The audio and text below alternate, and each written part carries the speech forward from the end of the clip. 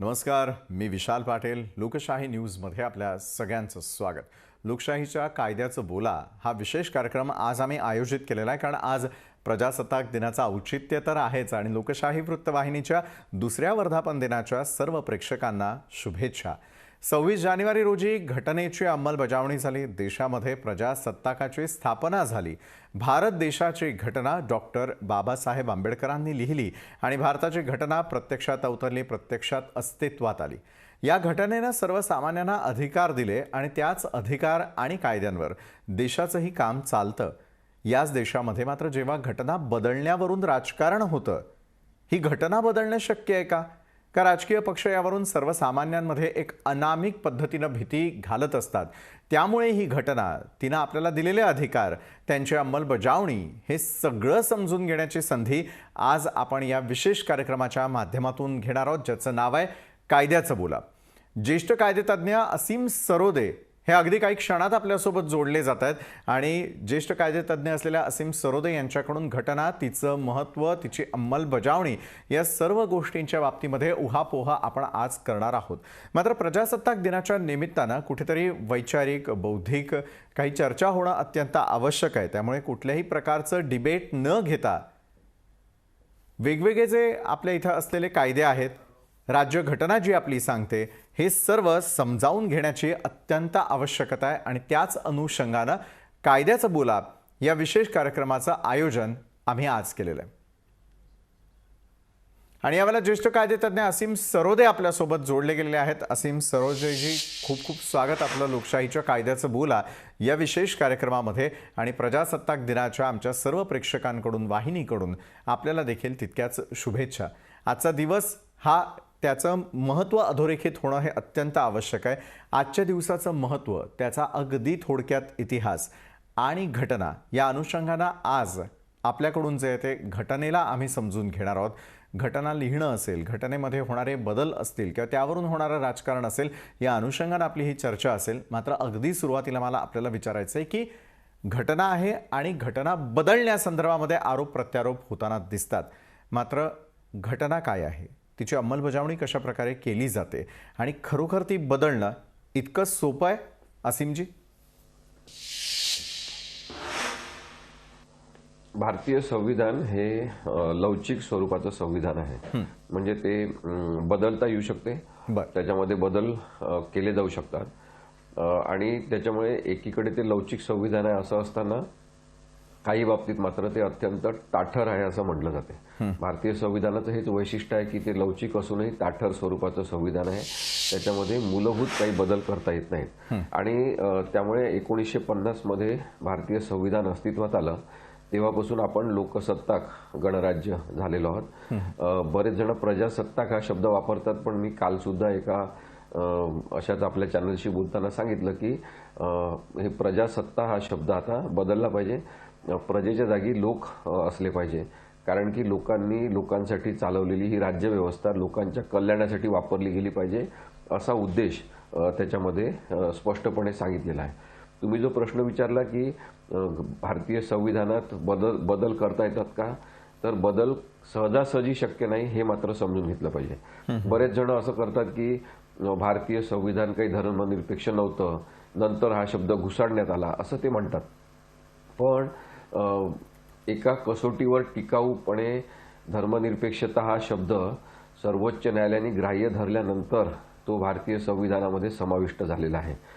इंदिरा गांधींनी जे काही बदल केले त्याच्यामध्ये अनेक वाईट बदल, घटनात्मक बदल त्यांनी केले होते, तर काही बदल हे टिकाऊ स्वरूपाचे चांगले बदल होते.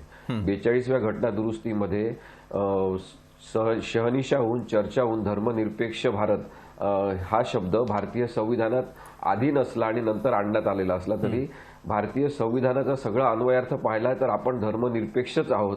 त्यामुळे धर्मनिरपेक्ष हा शब्द असला तर काही हरकत नाही अशा स्वरूपात तो शब्द आलेला आहे. आणि संविधानाच्या 368 कलम 368 नुसार आपल्याला घटनेमध्ये बदल करता येतात. भारतीय संविधानात आवश्यक ते काळानुरूप बदल करण्याची मुभा आपल्याला संविधानातील ही तरतूद देते.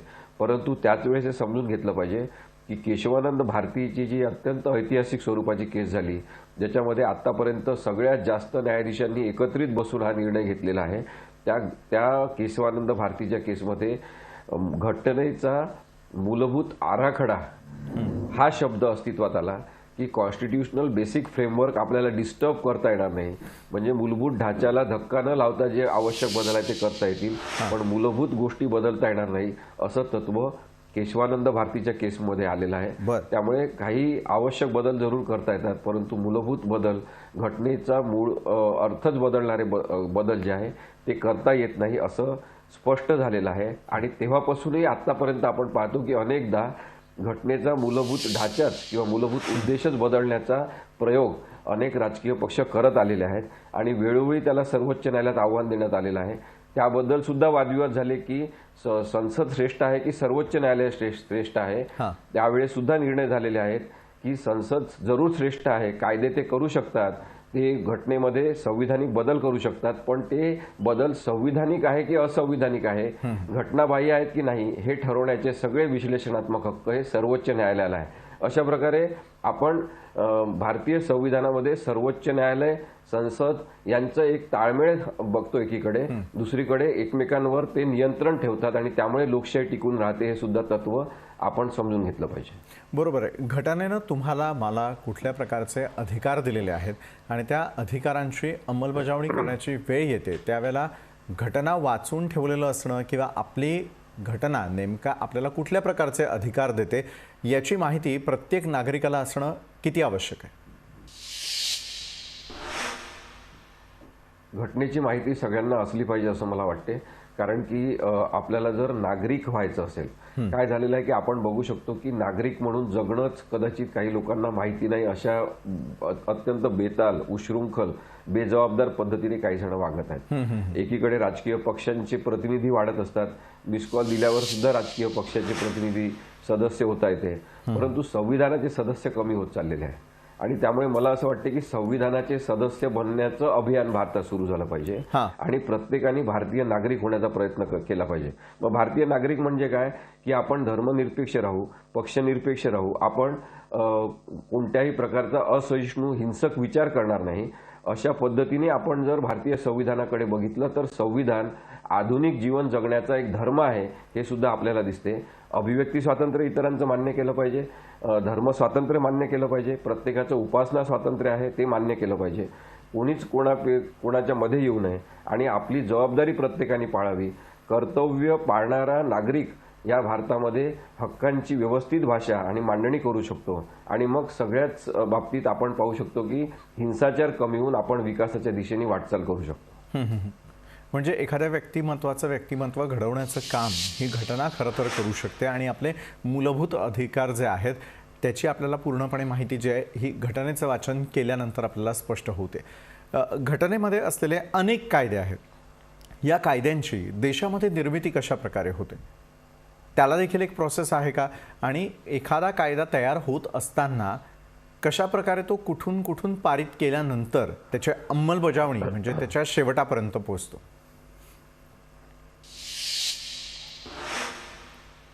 सगळे कायदे जे भारतात तयार होतात ते भारतीय संविधानाला अनुसरून असले पाहिजे असा नियम भारतीय संविधानामध्ये सांगितलेला आहे. जो कायदा संविधानाला धरून नसेल, संविधानातल्या मूलभूत हक्कांना बाधा आणणारा असेल तो कायदा टिकत नाही. आणि त्यामुळेच आपण पाहतो की अनेक कायदे हे रद्द सुद्धा झालेले आहेत जे टिकाऊ स्वरूपाचे ठरले नाहीत. आणि त्याचंच एक उदाहरण म्हणजे प्रोटेक्शन ऑफ टेररिझम पोटा ऍक्ट जो होता तो अशाच प्रकारे रद्द करण्यात आला कारण की तो कायद्यामध्ये बसला नाही आणि त्यामुळे तो रद्द करण्यात आला. म्हणजे भारतीय संविधान ही एक पॉलिसी आहे भारताची की राज्यव्यवस्था कशी चालेल आणि त्या पॉलिसीला धरून सगळे कायदे असले पाहिजे. प्रत्येक राज्याला आणि केंद्र सरकारला विशिष्ट काही अधिकार आहेत की ते कायदे करू शकतात. राज्य सरकारच्या पातळीवर काही कायदे होतात तर अनेक कायदे केंद्र सरकारच्या पातळीवर होत असतात. केंद्र सरकारने तयार केलेले कायदे बदलण्याचा हक्क राज्य सरकारला नसतो. त्याचं उदाहरण म्हणून आपण पाहू शकतो की आत्ताच एक शक्ती नावाचा कायदा आणण्यात आला महाराष्ट्रामध्ये की स्त्रियांना विशेष संरक्षण मिळालं पाहिजे, बलात्काराच्या संदर्भात शिक्षा कडक असली पाहिजे असा एक भावनिक स्वरूपाचा कायदा राज्य सरकारने तयार केला. परंतु राष्ट्रपतीची संमती असल्याशिवाय तो कायदा पारित होऊ शकत नाही. कारण की Indian Pinal code, criminal procedure code, evidence act हे केंद्रीय कायदे आहेत, पूर्ण भारतभर लागू असलेले कायदे आहेत आणि त्याच्या संदर्भातली प्रक्रिया बदलणारे जे कायदे असतील त्याच्यासाठी राष्ट्रपतींची संमती लागते. शक्ती कायद्याप्रमाणे दिशा नावाचा कायदा आंध्र प्रदेश सरकारने तयार केला होता काही 2 वर्षापूर्वी, परंतु राष्ट्रपतींनी त्या कायद्याला अजूनही संमती दिलेली नाही. त्यामुळे कायद्याच्या मूलभूत रचनेत बदल करणारे जे कायदे राज्य सरकार बनवतात ते बरेचदा राजकीय भावनिक स्वरूपाचे असतात आणि त्यांना राष्ट्रपती संमती देऊ शकत नाही, कारण की ते चॅलेंजेबल म्हणजे आव्हान देणारे कायदे असतात. त्यांना कोणीतरी न्यायालयात आव्हान देऊन ते बेकायदेशीर ठरवले जाऊ शकतात.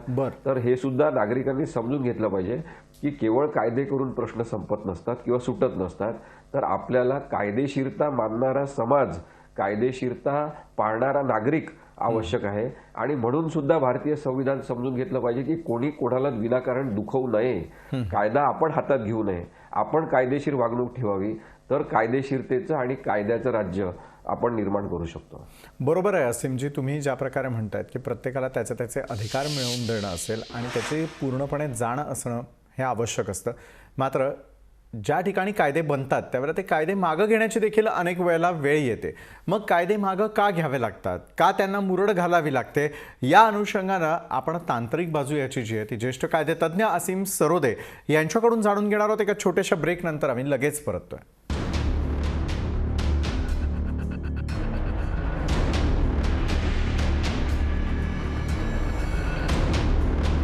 ब्रेक नंतर कायद्याचं बोला या प्रजासत्ताक दिन विशेष कार्यक्रमामध्ये आपल्या सगळ्यांचं पुन्हा एकदा स्वागत. ज्येष्ठ कायदेतज्ञ असीम सरोदे यांच्याकडून आपण घटना, कायदे हे सगळं समजून घेण्याचा प्रयत्न करतो आहोत. असीम सरोदेजी, ब्रेकवर जाण्याआधी कायद्याच्या निर्मितीची प्रक्रिया आपण सांगितली. अनेक वेळेला कायद्यांची निर्मिती केली जाते आणि ती मागं घेण्याची वेळ येते, त्यावेळेला देखील कुठली वेगळ्या प्रकारची पद्धती असते का? नुसता होणारा विरोध जो आहे ते कायदे पारित होऊ दिले जाऊ शकत नाहीत का? आणि अनेक वेळेला कायदे बनवणाऱ्यांकडूनच कायद्याची पायमल्ली होते, अशी काही उदाहरणं आहेत का असीमजी? आता आपण या संदर्भातलं उदाहरण म्हणून कृषी संदर्भातील जे 3 कायदे करण्यात आले होते ज्याला देशभरातून विरोध झाला, त्याचं उदाहरण घेऊ शकतो की बरेचदा बहुमताच्या जोरावर काही कायदे संसदेमध्ये पारित करून घेण्याचे प्रयोग याच्यापूर्वी सुद्धा झालेले आहेत. परंतु जेव्हा व्यापक जनक्षोभ उसळतो, लोक विरोध करतात, राजकीय लोकांपासून तर सामान्य शेतकऱ्यांपर्यंत ज्या कायद्यांना विरोध करण्यात आला, तेव्हा कायदे परत घेण्याची नामुष्की सरकारवर आली आणि सरकारने ते कायदे परत घेणार अशी घोषणा केली. परंतु तेव्हा सुद्धा हाच मुद्दा आला होता की कायदे ज्या पद्धतीने केले जातात त्याच प्रक्रियेतून ते रद्द करता येऊ शकतात. कायदे केवळ घोषणा कोणीतरी केली म्हणून परत घेतले जाऊ शकत नाही. म्हणून कृषी कायद्यांच्या संदर्भात आपण पाहिलं की कायदे परत घेण्यासंदर्भातलं सुद्धा बिल हे संसदेच्या दोन्ही सभागृहात मांडण्यात आलं, ते पारित करण्यात आलं आणि त्याच्यानंतर राष्ट्रपतींकडे ते पाठवण्यात आलं की आधी जे कायदे केलेले आहेत ते आम्ही आता रद्द करत आहोत, त्याच्यावर आपण स्वाक्षरी करावी. राष्ट्रपतींनी स्वाक्षरी केल्यानंतर ते कायदे रद्द झाले पूर्णपणे असं समजण्यात येत असते. त्यामुळे आपण एकूणच लोकप्रतिनिधींद्वारे चालवली जाणारी राज्यव्यवस्था आहे. म्हणजे आपण सगळे सामान्य नागरिक आपले प्रतिनिधी निवडून देतो आणि ते लोकांचे प्रतिनिधी म्हणून संसदेमध्ये कायदे मंडळामध्ये काम करतात. तर त्यांच्या माध्यमातूनच कायदे तयार झाले पाहिजे आणि त्यांच्या माध्यमातूनच ते रद्द झाले पाहिजे. ही जी लोकशाहीपूर्ण प्रक्रिया आहे ही भारतीय संविधानाने सांगितलेली महत्त्वाची रचना आहे हे आपण समजून घेतलं पाहिजे. कारण की कायदे अवास्तव पद्धतीने होऊ नये, लोकसहभागातून व्हावे अशी सुद्धा आता एक नवीन कल्पना आलेली आहे.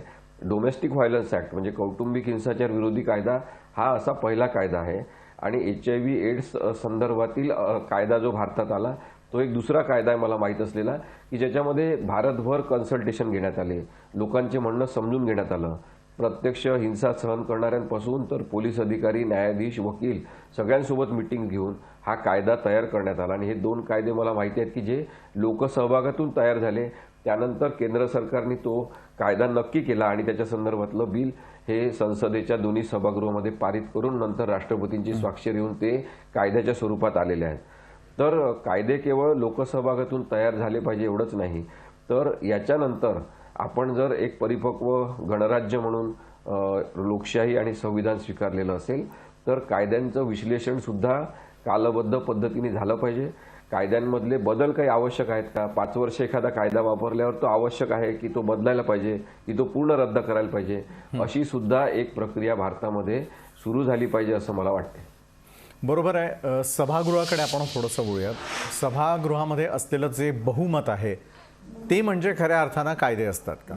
बहुमत जरी त्या ठिकाणी मिळालेलं असलं तरी देखील ज्या प्रकारची वर्तणूक आपल्या आमदारांची असेल, खासदारांची असेल, अगदी आपण छोट्या पातळीवरती म्हटलं, गाव पातळीकडे जरी आपण थोडंसं आलं तर महापालिकेमध्ये नगरसेवकांचं असलेलं जे वर्तणूक आहे, या सर्व वर्तणुकीवरती हे कायदे कामाचे नाही आहेत का? म्हणजे अनेक वेळेला ज्यावेळेला सभागृहामध्ये आपण काही गोष्टी अपेक्षित ठेवतो या लोकप्रतिनिधींकडून, मात्र त्यालाच तिलांजली लावणारे देखील लोकप्रतिनिधी त्या ठिकाणी असतात किंवा अनेक वेळेला अनेक लोकप्रतिनिधींचा झालेला उद्रेकही आपण त्या ठिकाणी पाहतो. मग कायद्याच्या कसोटीमध्ये अशा प्रकारच्या वर्तणुकीवरती देखील कुठेतरी अंकुश ठेवण्यात आलेला आहे का?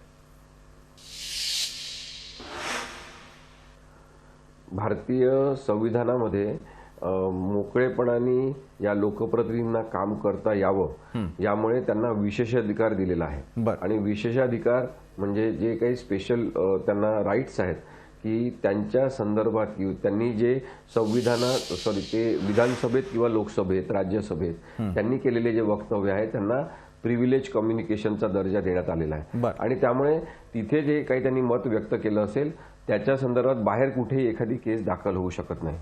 परंतु याचा गैरफायदा अनेकदा तुम्ही म्हणता तसा काही जण घेताना दिसतात की ते संसदेच्या सभागृहामध्ये काहीही बोलतात.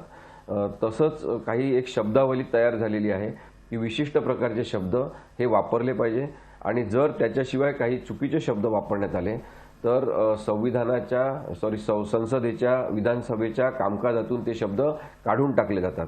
त्यामुळे संसदीय प्रणालीमध्ये सुद्धा संसदीय शब्दावली एक विकसित करण्यात आलेली आहे, ज्याच्यामध्ये कोणते शब्द कॉन्स्टिट्यूशनल आहेत, कोणते अनकॉन्स्टिट्यूशनल आहेत हे ठरवण्याचे हक्क त्यावेळी सभापतींना आणि त्या विधानसभेचं, लोकसभेचं कामकाज करणाऱ्या अध्यक्षांना दिलेले असतात.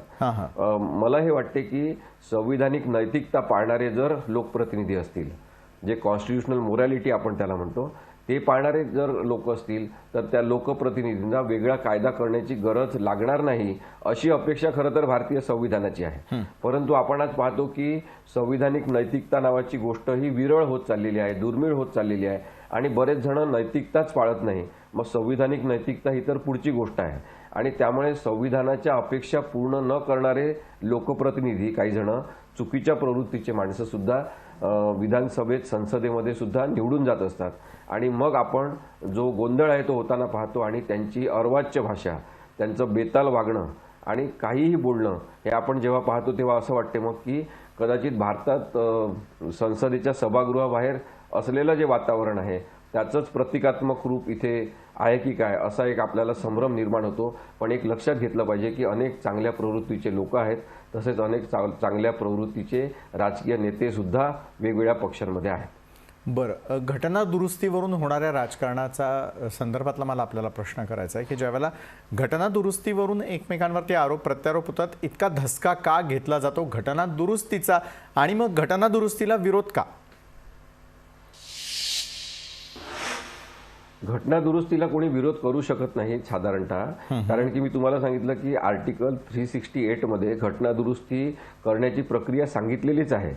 परंतु जसं मी मगाशी म्हणत होतो की केवळ बहुमत आहे, त्या बहुमताच्या रेट्यावर चुकीच्या पद्धतीची सुधारणा करता येऊ शकत नाही आणि तशी जर झाली तर त्याला सर्वोच्च न्यायालयात आव्हान देण्यात आलेलं आहे यापूर्वी सुद्धा. आणि म्हणून मग साधारणतः हे बघितलं जाते लोकशाहीमध्ये की कोणीतरी बहुमतात नसेल, एकटाच कोणीतरी उमेदवार असेल, कुठून तरी अपक्ष म्हणून निवडून आलेला, तो कोणत्याच पक्षात नसेल, याचा अर्थ त्याचं म्हणणं ऐकून घ्यायचं नाही का? त्याच्या सुद्धा म्हणण्याला अर्थ आहे. आणि म्हणून लोकशाही ताकदवान याच्यासाठीच आहे किंवा ती संकल्पना म्हणून याच्यासाठी वेगळी आहे की एकटा पण माणूस असेल तरी त्याला निर्भयपणे आपलं म्हणणं सांगता आलं पाहिजे आणि त्याचा विरोध जो आहे त्याची नोंद करून घेतली पाहिजे.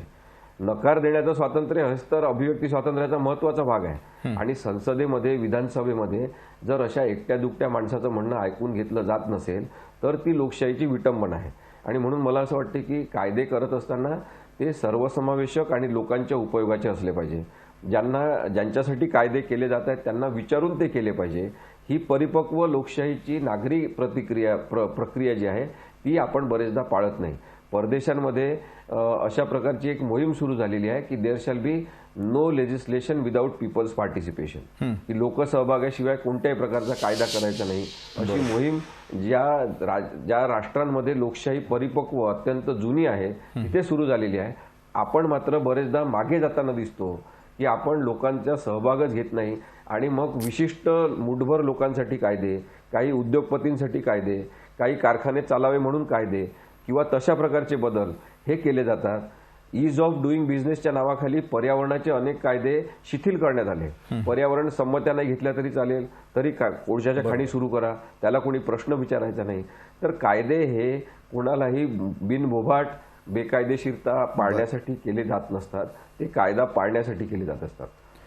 बरोबर आहे. सुराज्य आणायचं असेल तर सर्वसामान्यांचा लोकप्रतिनिधींबरोबर सहभाग असणं हे आवश्यक आहे. हेच यातून अधोरेखित होतं. धन्यवाद. आपण घटनेनं आपल्याला दिलेले मूलभूत अधिकार, त्याची अंमलबजावणी या विषयावरती सखोल मार्गदर्शन केलं, त्यासाठी धन्यवाद. ज्येष्ठ कायदेतज्ञ असीम सरोदे होते आपल्यासोबत, ज्यांच्या मार्फत घटना समजून घेण्याचा आणि कायद्याचं बोला या विषयावरती आपण चर्चा केली. तर आजच्या या विशेष कार्यक्रमामध्ये वेळ झालेली इथंच थांबण्याची. ताज्या घडामोडींसाठी पाहत रहा लोकशाही न्यूज.